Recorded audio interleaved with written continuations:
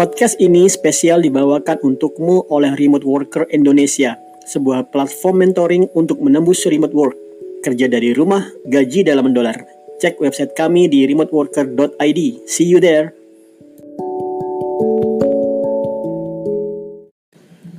Oke, sepertinya saya akan membuat suatu subchapter dari podcast ini yang berisi tentang sukses story beberapa teman-teman yang saya simpan sukses story-nya di Instagram remoteworker.id.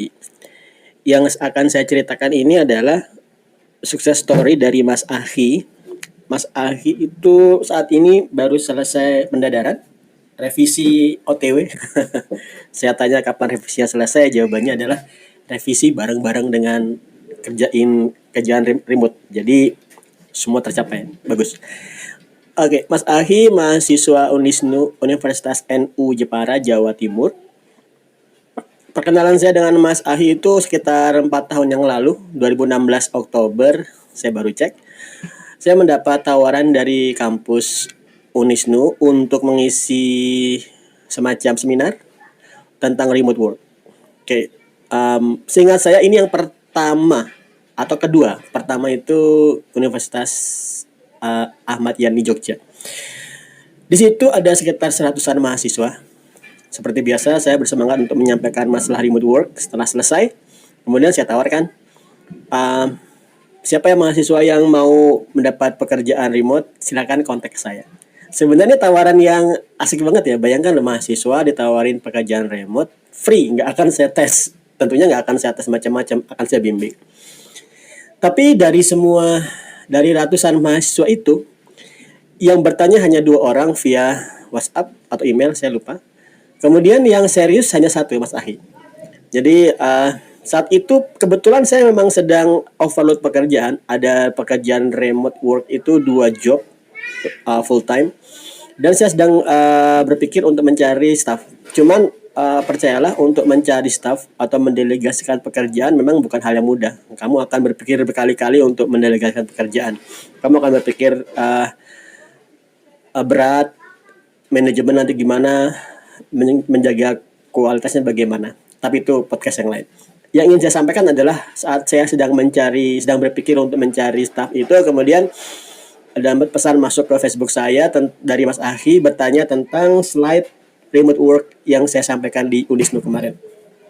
Dan saya langsung aja tawarkan, mau jadi staff saya nggak? Mas Ahi saat itu masih nol ya, sepertinya malah belum install Python. Kemudian mulai saya kasih arahkan untuk belajar. Kita menggunakan tracker pekerjaan, jadi kantor saya bagi trackernya ke Mas Ahi supaya dia dapat fee juga. Fee-nya saat itu masih kecil-kecil aja. Seingat saya hanya sekedar memberikan koneksi internet 250.000 per bulan. Saya pantau, saya sudah nggak sabar ingin naikkan gajinya. Saya pantau pelan-pelan, saya lihat mulai ada progres.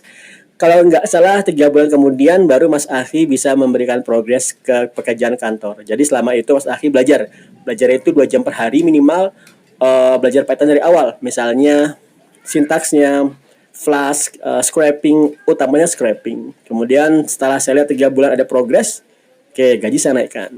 Langsung saya kasih menghandle pekerjaan kantor.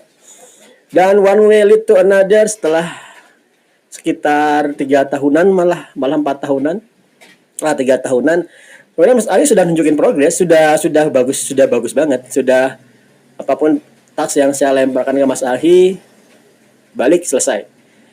Nah, ini adalah teman-teman, kalau kalian mendengar podcast ini dan kamu saat ini masih nol di bidang IT, kamu belum bisa coding, kamu belum bisa buat program dengan Python, dengan Ruby on Rails, C++, Java, dan lain sebagainya, atau desain juga nggak bisa.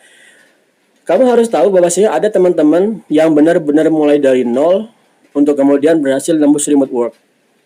Hanya kamu tidak boleh berpikir cepat. Kamu tidak boleh tanya kepada saya, masa kok saya dari nol untuk belajar nembus remote work bisa berapa minggu? Nggak boleh. Atau berapa bulan? Nggak boleh. Saya tetap akan punya perhitungan berapa lama waktu yang kalian butuhkan untuk nembus remote work. Tapi kamu tidak boleh memulai pekerjaan dengan memulai berusaha menembus remote work dengan mindset seperti ini. Karena tahap pertama yang akan kamu tempuh adalah mengupgrade skill. Dan ini tahap yang menentukan. Kalau kamu tidak bisa mengupgrade skill, kamu akan berhenti di situ. Jadi jangan buru-buru memikirkan ribuan dolar. Pikirkan dulu kamu bisa menembus upgrade skill. Upgrade skill ini, kalau kamu tidak disiplin dan tidak passionate, itu nggak mudah. Yang saya maksud tidak passionate adalah kalau masalah coding bagi pemula, itu kadang-kadang rasanya kelihatannya berat banget. Misalnya sekedar mau merunning satu kode ya, Hello World aja, atau merunning satu aplikasi kode yang sifatnya rada advance, misalnya sekedar melakukan perulangan, kamu mungkin butuh melakukan beberapa kali percobaan untuk berhasil.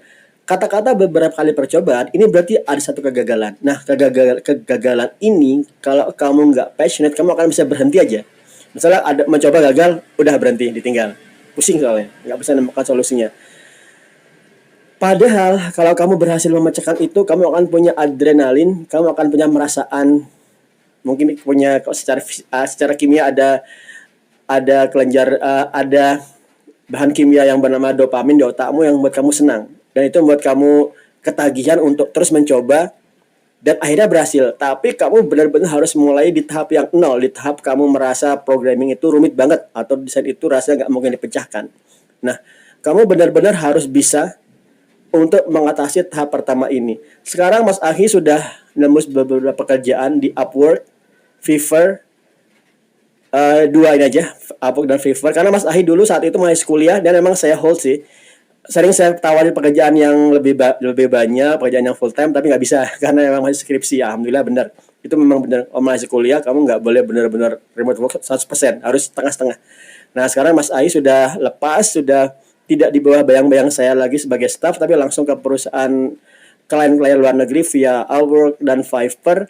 Dan itu bagi saya sendiri adalah keberhasilan saya secara personal, karena saya berhasil ngebawa satu orang untuk nembus remote work, dan itu sangat menyenangkan. Terakhir Mas Ahi akan ngasih materi success story-nya hari Sabtu ini di Jogja. Kalau kamu ada di Jogja bisa datang, dan silakan cek di page kami Remote Enthusiast Indonesia. Saya belum berhasil merubah nama page-nya ya, karena masih di hold sama Facebook. Oke, itu aja. Catch you up in the next episode of podcast, and stay positive except for Corona, stay negative. Bye.